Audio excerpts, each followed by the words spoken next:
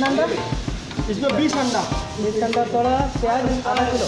हाँ मिर्ची 100 ग्राम। हाँ 15 पीस।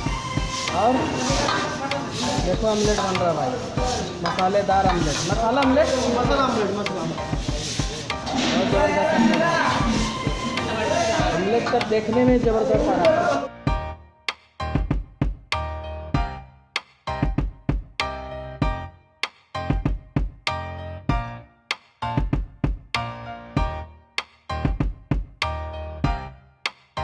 पहले थोड़ा सा तेल डालो।